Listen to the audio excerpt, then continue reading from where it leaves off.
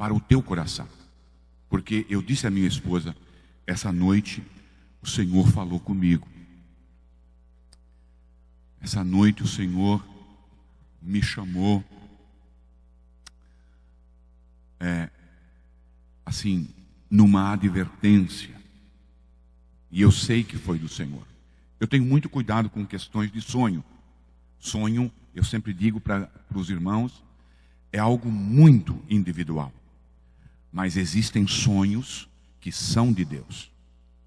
Deus fala através dos sonhos. E eu sei que foi de Deus porque eu sonhei, aí eu fiquei perturbado no sonho, eu me acordei, lembrei do sonho, fiquei pensando o que poderia ser, e nessa questão de lembrando e tal, fazendo algumas ponderações sobre o sonho, eu voltei a dormir, e no voltar a dormir, eu voltei a sonhar que eu estava no sonho interpretando o sonho que tinha sonhado.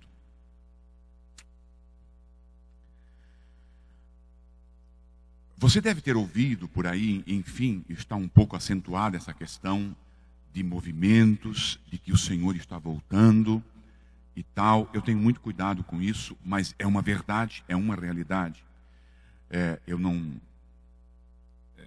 Nós já vimos muitas das coisas da palavra de Deus se concluir, se concretizar, se realizar, não é mesmo? E nós estamos mesmo aguardando.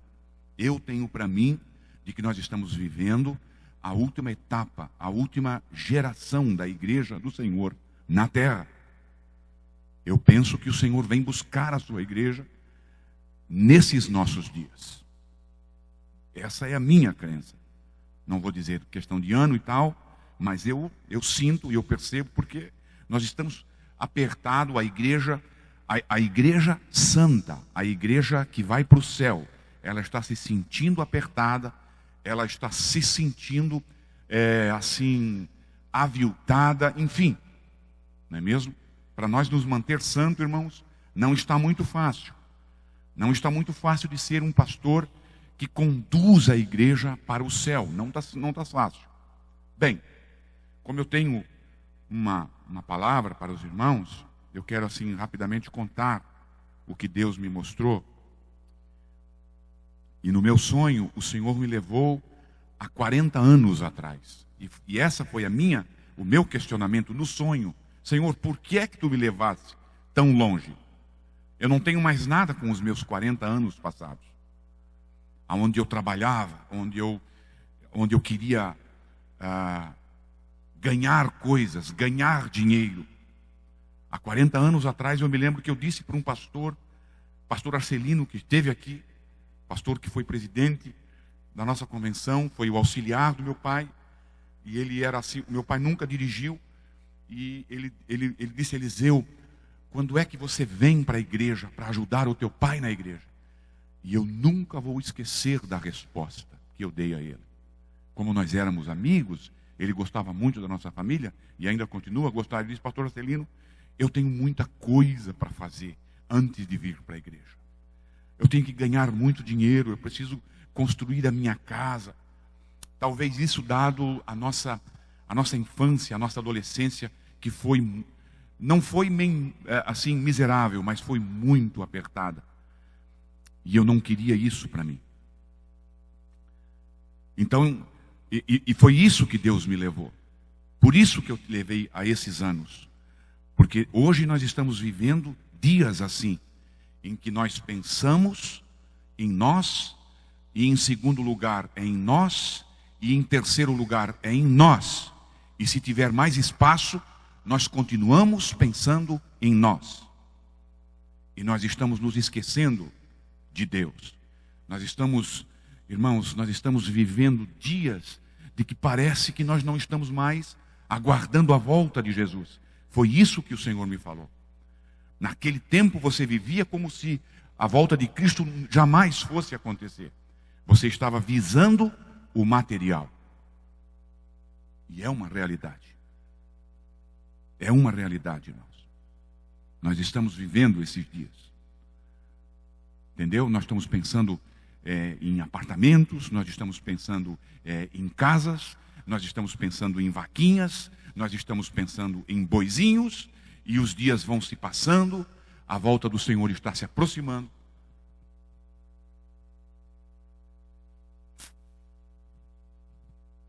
Que sirva de alerta, irmãos.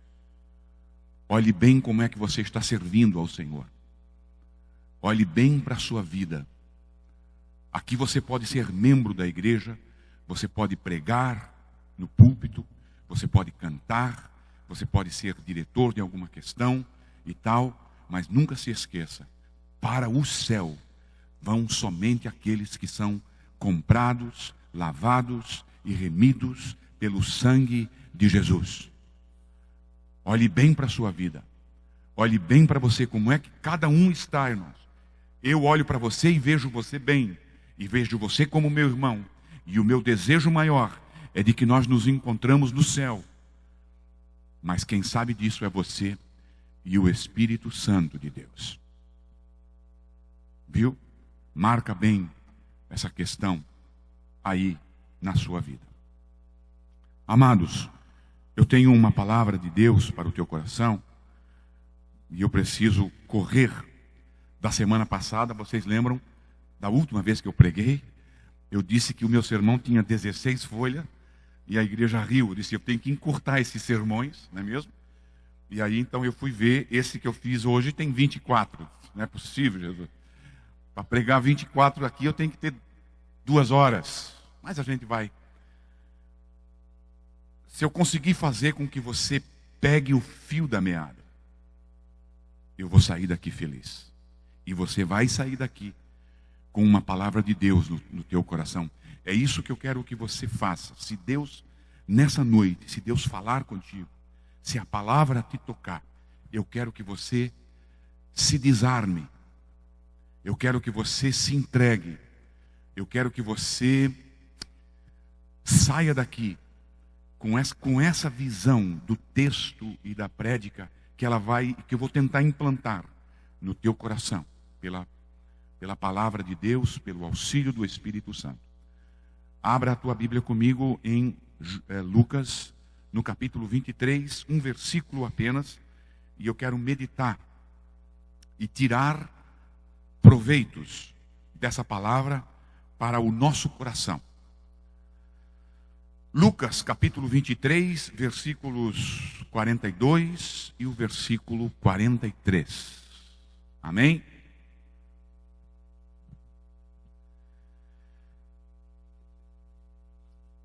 Então ele disse, Jesus, lembra-te de mim quando entrares no teu reino. Respondeu-lhe Jesus, em verdade te digo que hoje estarás comigo no paraíso. Eu quero falar da conversão desse ladrão. Eu quero trazer para nós essa grandiosidade, o milagre maior de Deus na vida de um ser humano, a salvação da sua alma. A história dessa salvação desse ladrão é um exemplo notável do poder de Deus, do poder de Jesus Cristo na salvação de um homem e da sua abundante disposição de receber a todos que chegam a Ele. O poder de Deus em salvar uma alma e a sua abundante, a sua imensa satisfação, o seu imenso prazer em receber aqueles que se direcionam, aqueles que de alguma forma, de alguma maneira, às vezes pelo pensamento, às vezes por um gesto, às vezes por caminhar, às vezes pelo fato de sair do banco e vir à frente no momento de uma decisão, o poder, a abundância da graça desse nosso Jesus em receber essa pessoa, sem olhar a condição da pessoa, sem muito logicamente, obviamente, sabendo da condição da pessoa, mas não fazendo distinção da pessoa. Em certo sentido, irmãos, toda a conversão ela é única. Não há duas conversões iguais. Mas também, num outro sentido, toda conversão, qualquer conversão, é um modelo de outras conversões.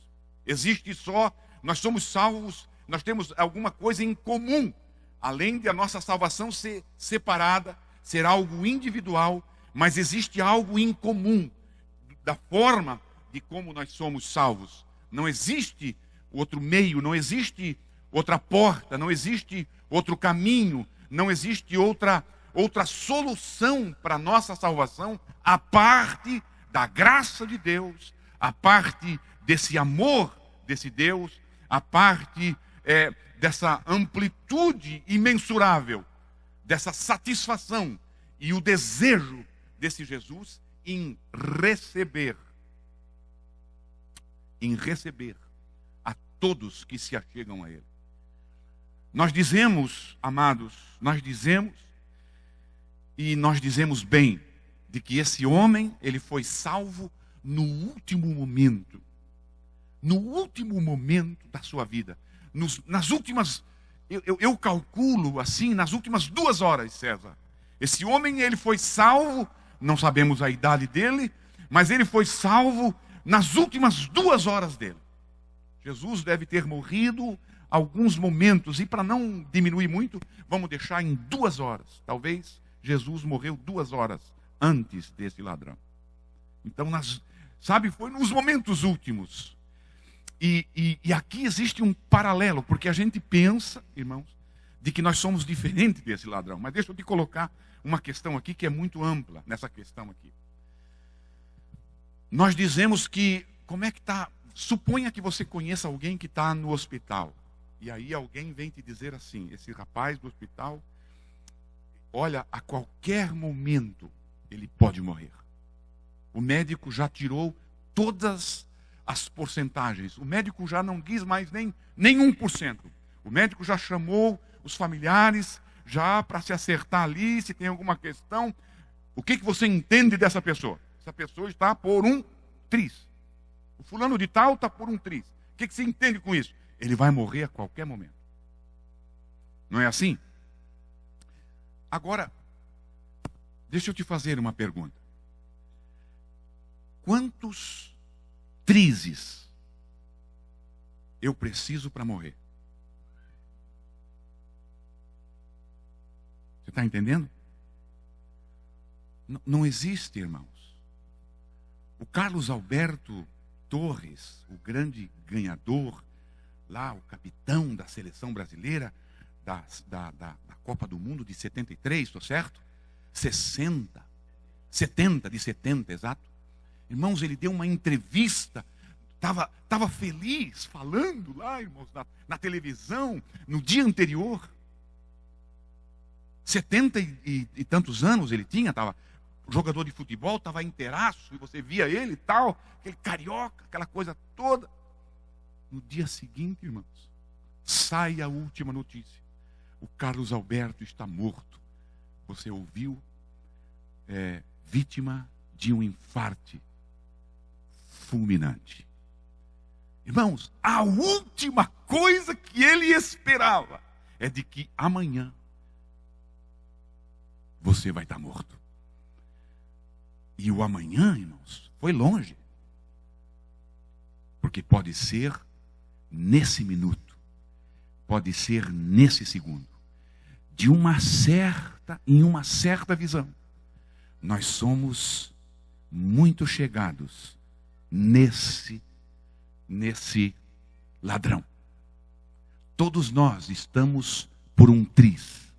A qualquer momento nós podemos partir dessa para a nossa eternidade.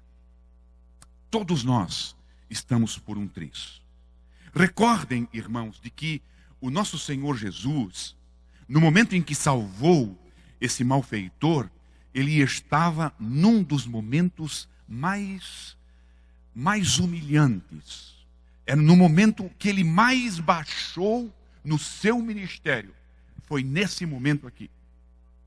Aqui foi o momento que ele estava no ponto mais baixo da sua glória, humanamente falando, não é mesmo? Porque existe um outro lado de que, enfim, você sabe do que é que eu quero te dizer. A sua glória havia minguado lá no Getsêmani. A sua glória foi diminuída diante de Caifás. A sua glória foi diminuída diante de Herodes, diante de Pilatos. Mas agora ela tinha alcançado o seu nível menor.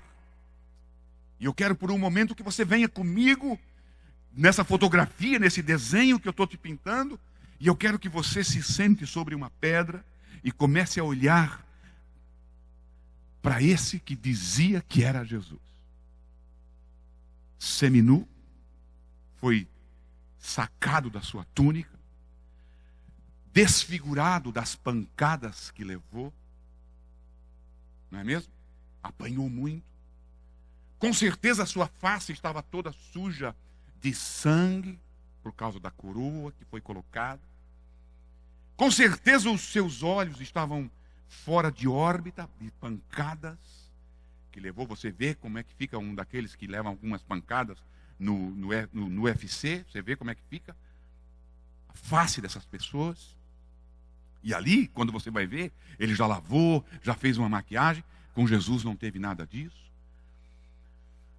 Com fome, com febre, com dor, Jesus Cristo desceu ao seu mais baixo nível, despido da sua túnica, cravado na cruz, a multidão zombando dele, agonizante, ele estava realmente morrendo.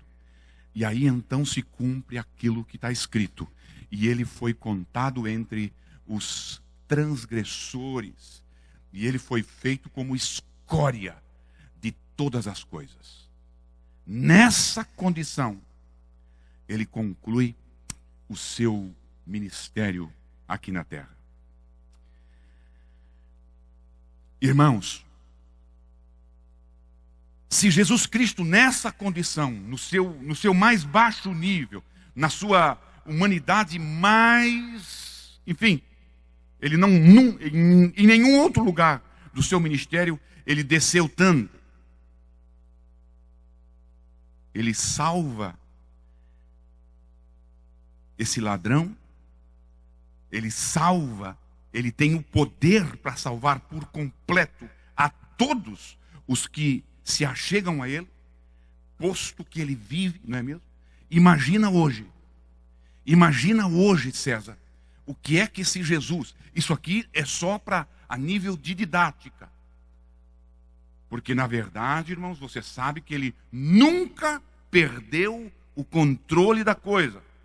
Se der tempo, nós vamos chegar lá. Ele nunca, e o fato de ele dizer, hoje mesmo, tu estarás comigo no paraíso, mostra o controle e a autoridade que esse Deus ultrajado, de que esse Deus humilhado, de que esse Deus desnudo, de que esse Deus pregado, de que esse Deus zombado, de que esse Deus humilde tenha. Hoje, tu estarás comigo no paraíso. Isso aqui é só para nível de didática, só para mostrar para você. Porque eu quero chegar num ponto, e eu preciso disso. Um salvador agonizante salvou o ladrão. O meu argumento é de que ele pode fazer muito mais agora. Agora a Bíblia diz que ele disse que todo o poder foi me dado no céu e na terra. Aleluia. Se ele já tinha todo o poder, imagina agora. Se ele já era o Todo-Poderoso. Eu no culto de quinta-feira, eu disse aqui que nós temos que saber responder quando perguntam o que é Deus, o que é Jesus para você. Quem é Jesus? O que é esse Jesus? Porque está assim de igrejas, entupidas de crentes, de que não sabem responder o que é esse Jesus. Quem é esse Jesus? O que é esse Jesus? Aquele Jesus que você vê lá na cruz. Aquele Jesus que você vê humilhado.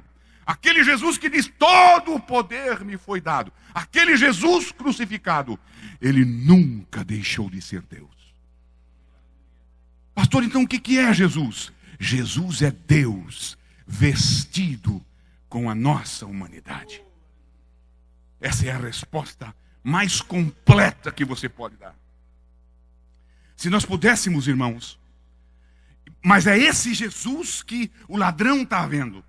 É esse Jesus que o ladrão está contemplando. É a esse Jesus que até mesmo, irmãos, eu não sei se o ladrão entendeu isso, eu não sei te dizer se o ladrão entendeu isso ou não. Até Deus vira as costas para ele. Nós já pregamos sobre isso. Chega um momento, o primeiro clamor, não é mesmo? Deus meu, por que é que tu me desamparastes? O grito de Jesus. Amados, mas eu quero te chamar a atenção aqui para uma questão do ladrão. Se nós pudéssemos, se nos fosse permitido agregar alguma coisa na palavra de Deus, nós não podemos, a Bíblia condena isso. Com certeza, irmãos, nós teríamos que acrescentar a fé. Lá no capítulo 11 de Hebreus, aonde fala-se dos homens, daqueles homens de fé. Abraão, o pai da fé. O outro pai não sei o quê. O outro a fé do outro. Aquela coisa toda. Nós vimos hoje de manhã que até Abraão chegar a ser o pai da fé, ele teve que passar por uma oficina de Deus, não é mesmo? Deus foi naqueles 40 anos, até que o Senhor pede a Abraão, para que Abraão oferecesse o filho, para ele se transformar no nosso pai da fé, o Senhor teve que trabalhar muito. Mas, irmãos, olhando para esse ladrão, quem sabe o ladrão com alguma dificuldade fez um movimento e olhou para Jesus. Eu quero que você venha comigo. O que foi que o ladrão viu? O que o ladrão viu? Na verdade, irmãos, o ladrão viu alguém que estava numa situação pior do que a dele. Não é mesmo? Ele mesmo diz: eu cometi crimes. Agora esse homem deve ter alguma bronca. As autoridades têm uma bronca dele. Até Deus, ele dizendo que Deus o abandonou. Mas, no entanto, irmãos, a fé desse ladrão deveria, não é, se nós pudéssemos acrescentar, começaria certamente os seus exemplos de fé com a fé que esse ladrão teve.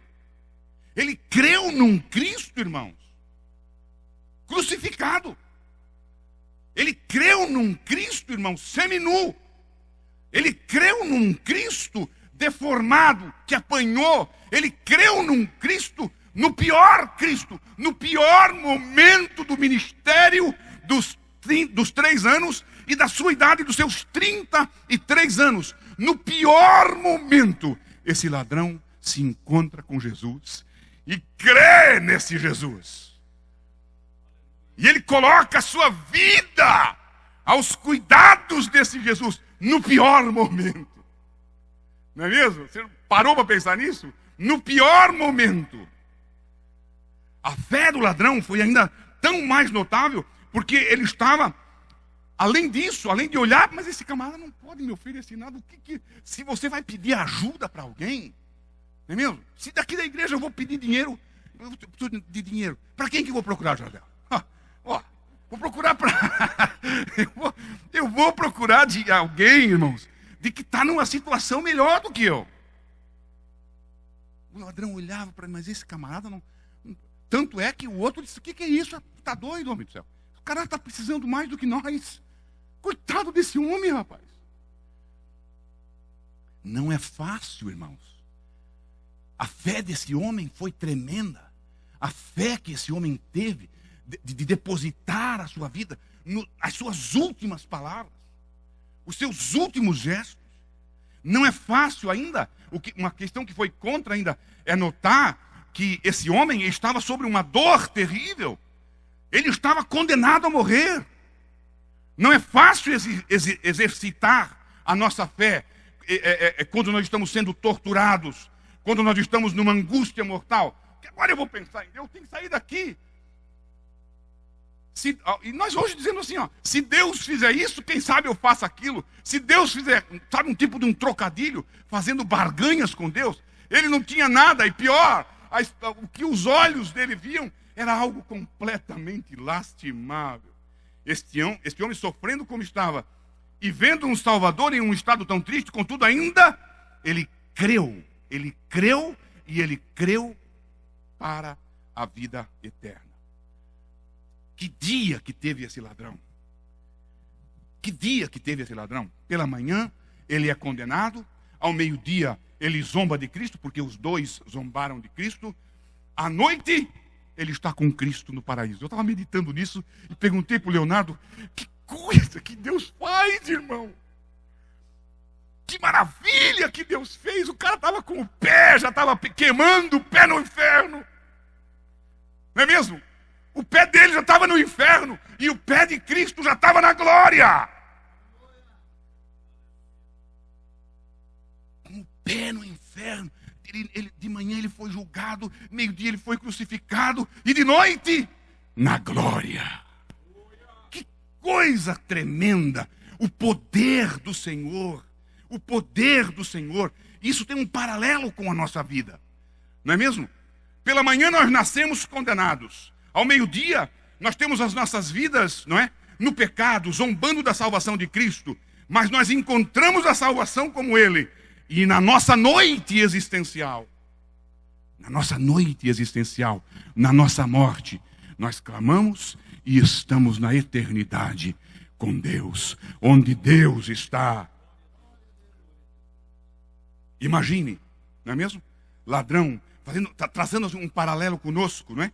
Os dois ladrões foram crucificados com Cristo, zombaram dele. Os dois se juntaram aos inimigos de Cristo para o ridicularizar. Mas pode ser muito fácil nós querer julgar os dois ladrões. Pode parecer fácil, não é mesmo? Mas na verdade, irmãos, eu já disse isso aqui, no nosso estudo que nós fizemos. Será que nós não somos ladrão também? Será que nós não estamos junto com ele?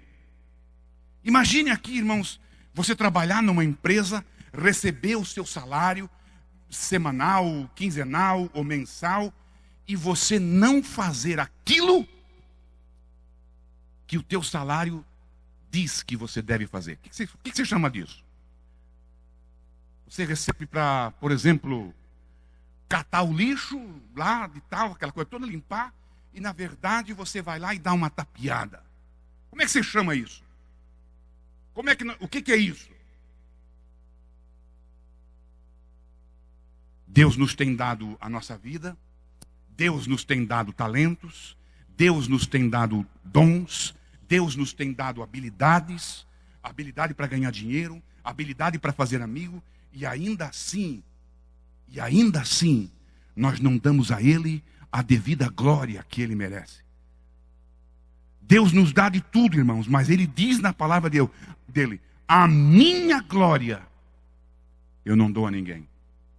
Nós usurpamos a glória dele nisso, e nós nos inchamos, nós nos jactamos, e ainda de tabela, irmãos, demos essa glória, às vezes, ao próprio inimigo. Em vez de glorificarmos a Deus, glorificamos a nós mesmos, e involuntariamente servimos aos interesses egoísticos, nossos e do diabo. Será que nós não roubamos de Deus o nosso tempo de oração? Será que nós não roubamos de Deus na nossa vida a meditação na palavra? Será que nós não roubamos de Deus as boas obras? Um paralelo entre o ladrão e nós aqui. Uma outra coisa que eu vejo nesse ladrão, irmão, a impossibilidade não é uma maldição. A impossibilidade não é uma maldição. Aquele criminoso, ele não tinha mais nenhuma expectativa. Ele não tinha mais nenhuma chance. Ele não podia fazer mais nada. Ele não tinha mais como trilhar, vamos dizer assim, a vereda da justiça. Ele não podia mais. Os seus pés estavam pregados. Ele não tinha mais como praticar boas ações. As suas mãos estavam pregadas. Ele não tinha mais como virar a página da sua vida e seguir vivendo, quem sabe, porque na verdade ele era morrendo. Ele não podia fazer mais nada disso, mas ele podia fazer uma coisa: ele podia falar, e ele podia crer, e ele podia exercitar a sua fé. E aqui nós vemos o poder da fé e o poder da palavra.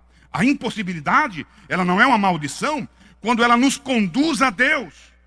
A minha limitação, a minha impossibilidade, ela não precisa ser o fim. Quando essa minha impossibilidade, quando essa minha limitação, quando esse momento de que eu não posso fazer mais, quando esse momento de que eu não alcanço mais, quando esse momento de que a minha finança não alcança mais, quando o meu dinheiro não alcança mais, isso torna-se bênção quando essa impossibilidade, quando essas questões me conduzem, me levam àquele que tudo pode, me conduzem e me inclinam e me fazem reconhecer de que eu não posso, mas tem um que tudo pode. Tem um que nada é impossível. Tem um que está acima de qualquer situação. Tem um que mesmo crucificado, ele é o dono de todo o poder, de toda a condição. Ele pode tudo, ele sabe tudo, ele muda tudo. Ele muda tudo. Aos homens isso é impossível, mas a Deus tudo é possível. Era muito tarde para um recomeço, mas sempre é tempo. Se nós temos o caminho certo, se nós nos encontrarmos com Jesus, se nós sabemos onde encontrar Jesus, nunca é tarde para nós mudarmos. Pode ser tarde para nós fazer alguma ação, mas nós podemos mudar o nosso fim. Sempre é tempo para recalcular, enfim, o fim. Em frente ao impossível, olhe bem para isso. Em frente às dificuldades, em frente à impossibilidade, existem 3 situações, assim, bem rápido. Parar, como Agar fez. Agar parou. Parar. Segundo, um suicídio. Pode ser um suicídio biológico. Me enforcar, ó, não tem mais jeito. E você sabe, volta e meia por aí tem alguém dando um tiro na cabeça, se enforcando, enfim, dando, não é, um suicídio biológico como Judas, um suicídio emocional como Elias, não é? Um suicídio espiritual como Demas, abandonou tudo. Ou então seguir o exemplo desse ladrão. Diante do impossível, diante da impossibilidade, diante não tem mais jeito, diante quando falta todos os recursos, eu ainda posso clamar por esse Deus que tudo pode. Aleluia. Louvado seja Deus. Tem muita coisa ainda, mas eu quero correr, porque eu quero passar para você um outro lado desse meu sermão, que é exatamente falar do ponto de vista de Deus. Eu quero observar que o ladrão, ele foi o último companheiro de Jesus. Ele foi o último amigo de Jesus, lá na cruz. Foi o último indivíduo com quem o Jesus fez um relacionamento, enfim, não é mesmo? Foi o último companheiro de nosso Senhor aqui na terra.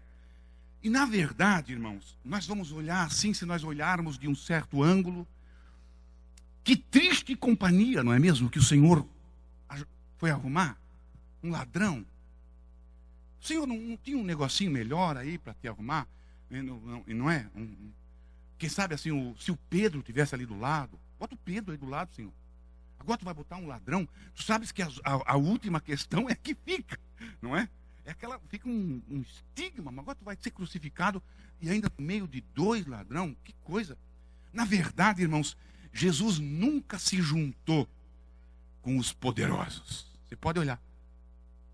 Jesus nunca foi assim na nata da sociedade. Já desde o seu nascimento.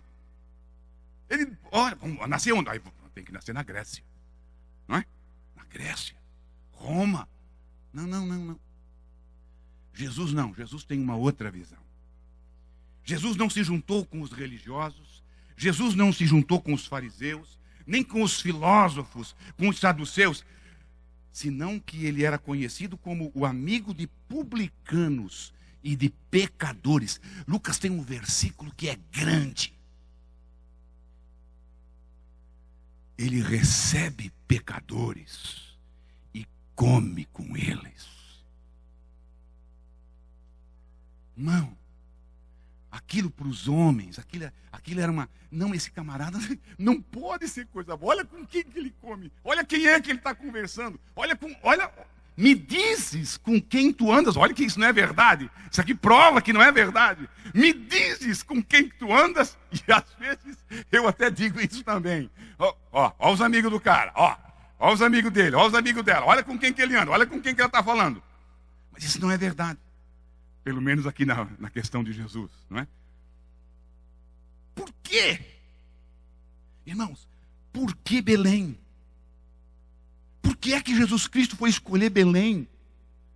Um negocinho pequenininho que não, sabe? Não era nada. Por que Davi? Irmão, tem um versículo também que eu gosto muito. Esse nosso Deus, ele usa as coisas loucas. Ele usa as coisas pequenas, ele usa as coisas insignificantes para confundir.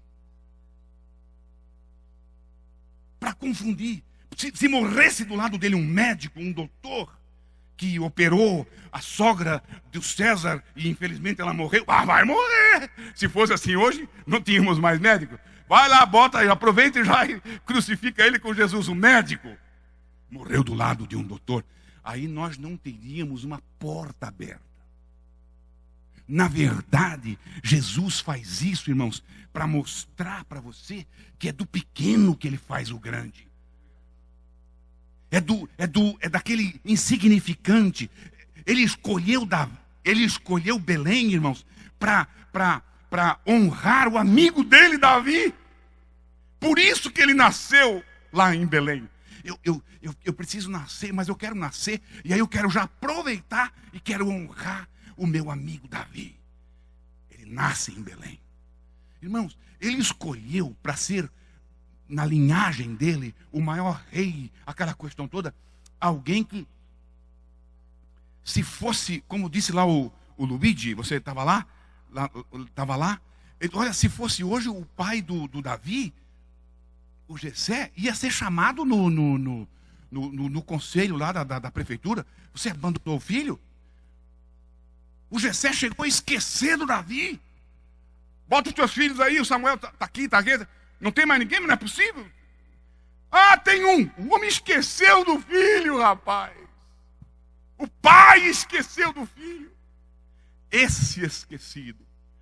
Esse Deus levanta. Deus faz isso. Deus faz isso. Quando o Senhor Jesus, ele veio a mim, quando ele me fez meu amigo, quando ele me fez amigo dele, quando ele se tornou teu amigo, irmãos, seguramente, meu amado, ele fez uma escolha que não exaltou o nome dele. Não é mesmo? Você já parou para isso? Ou você pensa que quando agora sim, e nós, não, rapaz, agora vai dar certo. Por quê?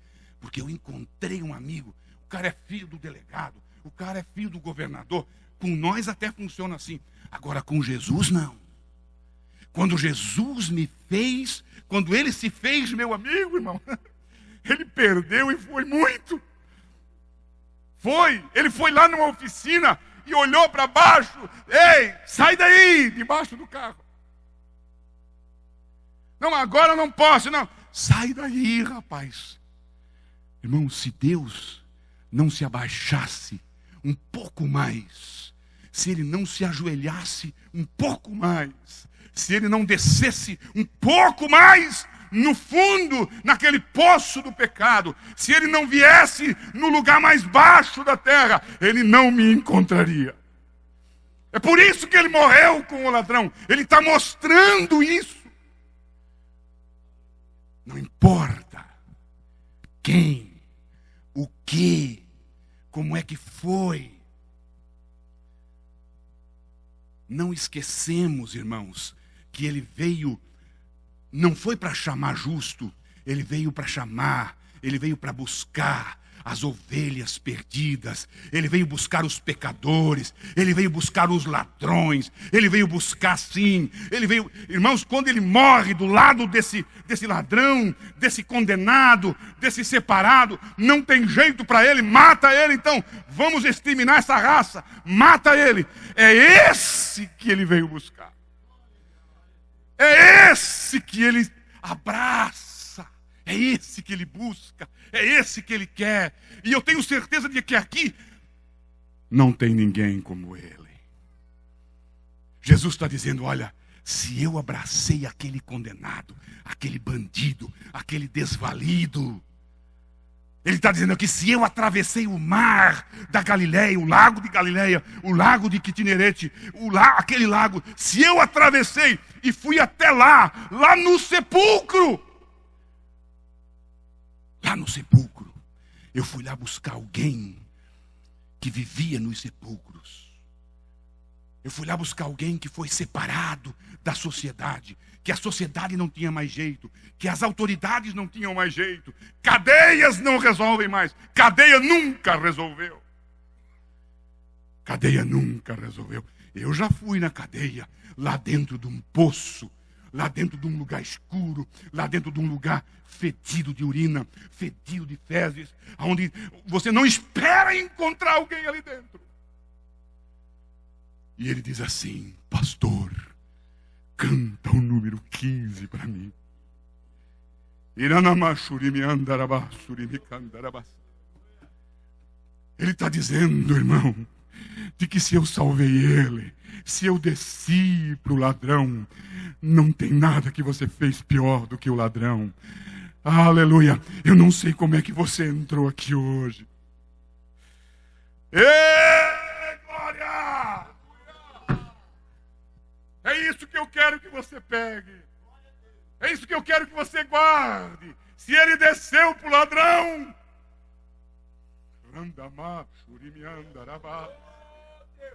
se ele desceu para ele vai encontrar um lugar para mim. Tem um lugar para mim. Aleluia. Tem um lugar para mim. Tem esperança para mim. Tem salvação para mim. Tem jeito para mim. Por isso que ele não morreu com um advogado. Por isso que ele não morreu com um médico. O último abraço de Jesus foi em um desqualificado. Foi em um desgraçado. Foi alguém que estava quase morrendo. Esse Jesus, ele vem. Sabe, irmãos, eu fico às vezes pensando assim, meu Deus, um sermão desse, pastor, são todos crentes, como é que é isso? Irmão, olha bem como é que tu está. O grande médico, sabe, o grande médico, nosso Senhor, ele passava o tempo com os enfermos. Ele se dirigia, irmãos, na verdade, o ministério dele foi assim. Ele se dirigia para onde ele podia exercitar o seu dom maior. Ele sempre foi. Tem duas passagens que eu acho lindo na Bíblia Sagrada. Eu preciso passar por Samaria. Não é lindo isso? O Deus Todo-Poderoso, o Jesus, o Deus vestido de humanidade, ele diz assim: eu tenho que ir a Samaria. Eu preciso ficar em Samaria, lá naquele poço. Por quê? Porque lá tem uma necessitada, lá tem uma mulher que não é muito bem vista, lá tem uma mulher que está clamando, lá tem uma mulher que precisa, lá tem uma alma gritando, não tem mais jeito para mim. Eu preciso passar. Jesus gostava de fazer isso. Eu tenho uma outra questão que é linda, é as duas vezes que Jesus, que está registrado na Bíblia, que Jesus diz, eu preciso fazer isso. A palavra no grego quer dizer assim, sabe, está acertado. Eu preciso. Jesus não ia onde queria. Jesus não ia onde queria. No ministério de Jesus não tem coincidência. Não tem coincidência. Existe sim Atos dos Apóstolos diz que ele exerceu o seu ministério na virtude do Espírito Santo. Ele estava naquele poço no momento exato.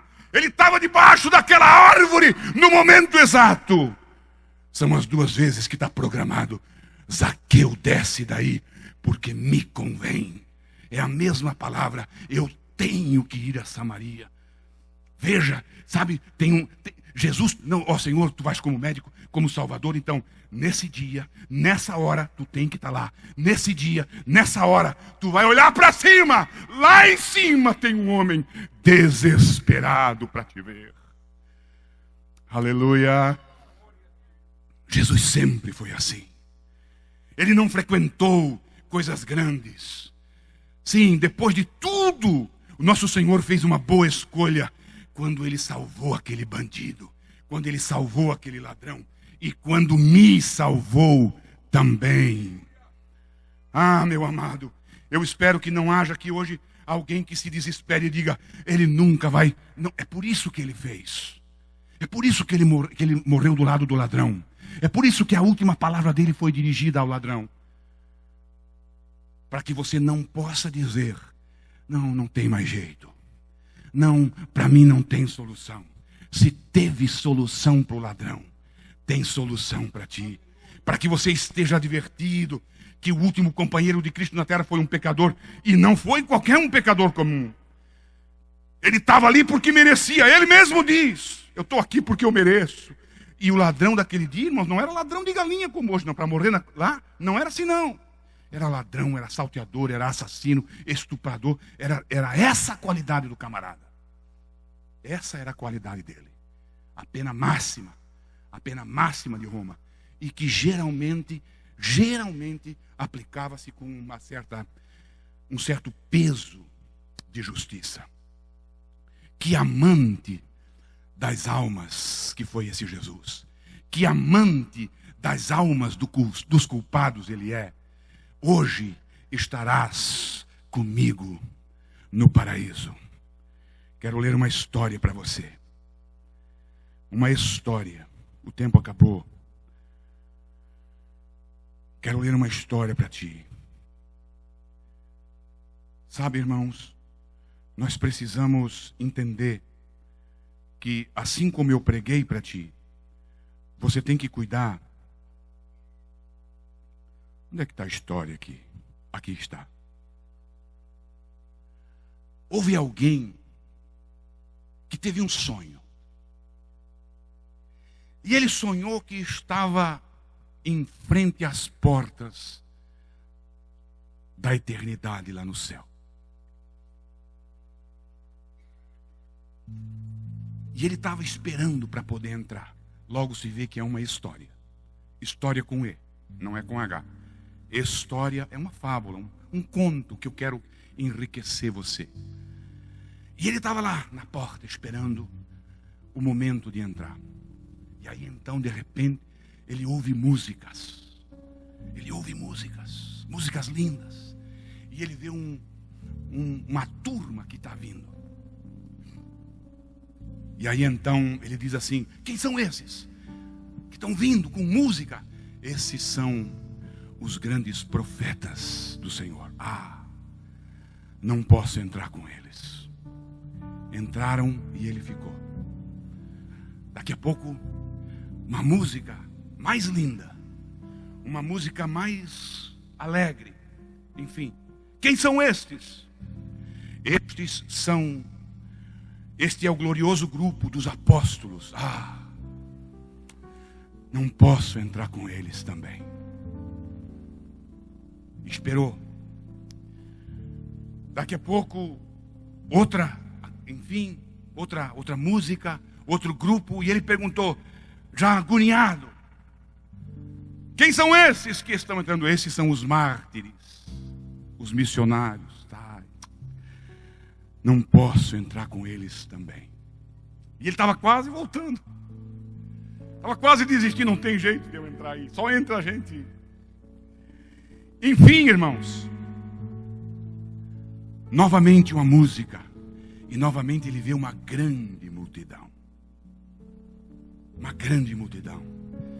E aí ele pergunta: quem são esses? Esses são os pecadores. Você está vendo lá na frente? Essa é a Raabe. Oba! Então eu posso entrar. Raabe. Olha, lá está vindo o Davi. Você lembra do Davi? Lá está vindo ele, aquele mesmo que matou, aquele mesmo que adulterou. Lá está vindo. Então eu posso entrar. Raabe. Você lembra da Maria Madalena? É aquela lá. Então nesse grupo eu posso entrar. Com esse grupo eu posso entrar. O ladrão, o que morreu à destra, e observou especialmente o ladrão que estava morrendo, que morreu à destra de Jesus, e foram se aproximando das portas celestiais. Então, ansioso, ele perguntou: quem são estes? E ele diz assim: olha, estes é a hoste de pecadores, salvos pela graça, salvos de uma forma imerecida, salvos pelo amor, pela graça, pela misericórdia de Deus. Então é esse mesmo. Ele pôs-se extremamente contente e entrou no céu. E diz que houve uma festa inigualável. Porque a Bíblia diz, irmãos, de que quando um pecador se arrepende, de que quando uma alma se arrepende, tem uma festa imensa no céu e a alegria desenvolve. Agora eu vou desligar aqui porque eu preciso terminar. Mas eu tenho ainda um ponto para você. Preste bem atenção nesse ponto. Você tem que cuidar para não ouvir a voz do inimigo depois dessa pregação. Você tem que cuidar, porque ele pode vir de uma forma muito sorrateira. A Bíblia diz que ele é capaz de se transformar num anjo de luz. E ele pode dizer assim para você: olha, você viu? O cara se salvou no último momento. Você está com 20 ainda. Tem tempo. Deixa para amanhã. Você tem muito dinheiro para ganhar. Você tem muita vida para gozar. Você tem um mundo para discorrer, para descobrir. Você tem muita coisa para falar, para fazer. Deixa para amanhã. Irmãos, eternidade e inferno. A gente até que separa muito isso, mas na verdade, irmãos, eles são bem tchuguedinha. Sabe, irmãos, a humanidade, os homens, não são divididos geograficamente, por uma etnia, por uma língua, por uma cultura. Não. A humanidade é dividida aqui. Um lado da cruz e o outro lado da cruz. O lado daqueles que clamam por misericórdia e o lado daqueles que às vezes até blasfemam. A Bíblia diz: quem crer e for batizado será... Não é esse o versículo. Quem crer é salvo. Quem não crer já está condenado. Você vê como é pertinho um do outro. Você vê como a separação, sabe, irmãos, ela é imensa, mas ao mesmo tempo ela é muito pertinho. Tem um fórum, eu acho que é no Michigan. Tem um fórum no Michigan, acho que é no Michigan, que o telhado do fórum, o telhado, que é assim, a água que cai sobre o mesmo telhado elas têm um destino completamente diferente. Um lado desce para o lado de cá e ela vai dar no rio Mississippi. E a outra água, irmãos, que cai para o lado de cá, ela vai por uma tubulação e ela vai parar lá naquele lago no Canadá. Hudson. Você já viu que coisa interessante? Não é interessante isso, irmão? Na mesma cruz, no mesmo dia, ouvindo as mesmas palavras, o mesmo Jesus. Um hoje, enquanto nós estamos aqui, está na glória, e o outro está no tormento eterno. Como é pertinho, como é juntinho. Medita nisso. Medita nisso. Como é que está a tua vida? Eu quero cantar. Tem a letra? Tem a letra lá? Bota a letra para nós aí, por favor. E agora vem aquela palavra. Se você sentiu, não deixa o inimigo pregar para ti. Ele pregava para mim muitas vezes. Muitas vezes. Quem quer receber o batismo com o Espírito Santo, irmãos? Quando eu saía de lá até aqui, o inferno, todos os demônios vinham no meu ouvido. Você, rapaz, o que é isso? Você está brincando comigo? Você jogou bote ontem, como é que você quer receber o batismo com o Espírito Santo? Você falou isso ontem, você fez isso ontem. Não deixa o diabo pregar para ti. Fica com a palavra de Deus no teu coração. Se você sentiu que Deus falou contigo, enquanto eu louvo, eu quero que você faça alguma coisa. Levante-se. Irmãos, nade contra a maré. Aquele ladrão, contra tudo que ele viu, contra tudo que ele ouviu, Senhor, te lembra de mim. Te lembra de mim. Quando tu entrares, era tudo o contrário. Ele nadou ao contrário. Ele nadou ao contrário. E olha que ele pediu uma coisa linda que me veio aqui agora. Ele pediu: Senhor, lembra-te de mim. A Bíblia diz em Efésios 3:20. Ele é muito, mas Ele é muito. O nosso Deus, Ele é muito maior de grande. Ele é muito maior de imenso. Ele é muito maior de tudo. Que Ele é capaz de fazer muito mais de bastante, muito mais de muito, daquilo que você pede ou daquilo que você pensa. O ladrão pediu: Senhor, eu só quero que tu te lembres de mim. O que foi que Jesus disse? O que é isso? Rapaz, lembrar hoje. Com o ladrão era hoje, porque Jesus tinha que fazer algumas coisinhas. Mas comigo e contigo é agora. É agora. O ladrão pediu: Senhor, eu só quero que tu te lembres. Hoje tu estarás. Olha, isso aqui está tudo ali, mas eu só peguei assim um pedacinho. Tu estarás comigo, para que se cumprisse aquela palavra, para que aonde eu estejam, estejais vós. Esse é o desejo de Deus. Ele é muito mais capaz de fazer muito mais, abundantemente mais, daquilo que nós pedimos ou pensamos. Se o Senhor falou contigo, vem aqui para frente hoje, te derrama em lágrimas, pede perdão e peça: Senhor, até hoje eu brinquei, mas hoje, Pai, eu quero estar contigo, se não no paraíso, mas na minha casa, no meu coração. Fica de pé comigo.